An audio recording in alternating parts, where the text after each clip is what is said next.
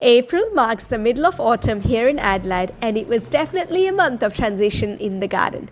We were still harvesting plenty of our summer vegetables, but at the same time, it was time to start preparing for the cooler months ahead. Like every month, there were plenty of successes and a few unexpected challenges along the way. Namaskaram! I'm Srideep, and welcome back to Srideep's April Garden Update. Now let's jump straight into this month's harvest. Tomatoes were definitely one of the highlights this month. We were harvesting plenty of cherry tomatoes and Roma tomatoes. It was exciting to see the Grossolissi and Granny's throwing varieties finally joining in too. It was so rewarding to finally see bowls full of fresh homegrown tomatoes.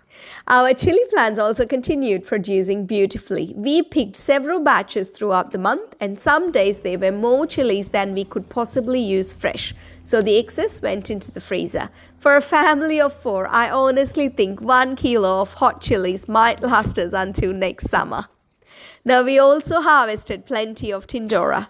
Now this plant has been producing consistently over the last few months, and I love how I can simply just walk into the garden, pick what we need for dinner, and leave the rest on the vine for another day.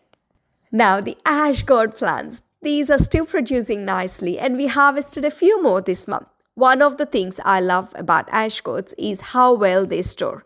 These should easily last us around 6 months, so there's no rush to use them all at once.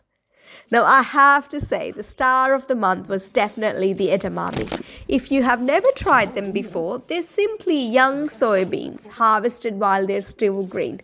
They're one of the best plant-based sources of protein that you can have, and they make such a delicious snack. We simply boil them for a few minutes, sprinkle a little salt, and they're ready to eat for us.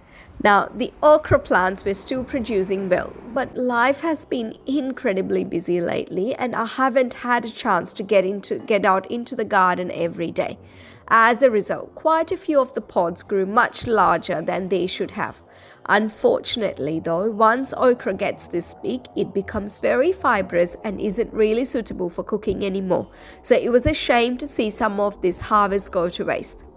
Now, have you ever accidentally let your okra grow this big? If you have any ideas for using these oversized pods instead of composting them, I would love to hear them in comments. Now, I also harvested another batch of potatoes. They certainly weren't my biggest harvest, but every season teaches us something, and hopefully the next crop will be even better. Now, our lemon tree is absolutely covered in lemons, so we are just picking them as we need them and leaving the rest on the tree. Now, I have to confess, I also couldn't resist picking our first apple. Let's just say curiosity got the better of me. He was tiny, incredibly sour, and I probably should have left it on the tree for a little longer. Overall, even though autumn has arrived, the garden was still producing an incredible amount of fresh fruit. But as every gardener knows, not everything goes according to the plan. One of the biggest disappointments this month was my marigolds. I had planted them alongside my nasturtiums as companion plants to help protect my winter vegetables, but something started chewing through them. Every couple of days, another plant would be completely chewed away.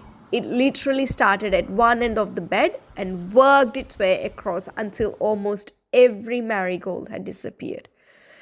Now, I never actually managed to figure out what was causing the damage, which made it even more frustrating to me. Now, after spending months growing them, it was heartbreaking to see them disappear so quickly. I knew I had to act quick because whatever was eating the marigolds can find its way to my winter crops. So I decided it was finally time to install hoops and insect netting over the garden beds. Hopefully, that gives the new seedlings a much better chance this season. Now, with winter just around the corner here in Adelaide, it was time to start planting my pea and brassica varieties.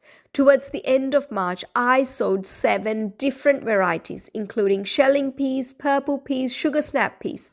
A total of 79 seeds. Yeah. That's right, 79 seeds in total. And unfortunately, not a single seed germinated. I suspect the seeds may have been eaten by birds because I know they were all viable seeds, but I can't be certain because I'm not really sure and I didn't see birds eating them. But rather than giving up, I sowed another batch on the 19th of April after installing the hoops and insect netting. I was hoping the extra protection would give them a much better chance. And then came the surprise. Just a few days later, on the 25th of April, I was so excited to see the first shelling peas, purple peas, and the Cascadia sugar snap peas emerging from the soil. I don't have any footage to show you just yet, but hopefully you'll get to see how they're growing in the next month's garden update. Now, there were also a few smaller wins around the garden this month. After pruning the moringa tree, I was really happy to see lots of healthy new branches developing from the cut stems. It's amazing how quickly it responded. Now, I also gave the passion fruit vine a prune to help keep it healthy and encourage fresh growth. The plan is to train it into a T shape along the trellis, so hopefully it will fill the space nicely over the coming months. So that wraps up April in our garden. It was a month of enjoying the last of summer harvest, dealing with a few unexpected setbacks, and getting everything ready for winter. I know, I always say this, gardening always has its ups and downs. Some plants thrive, others don't, and every month brings something new to learn.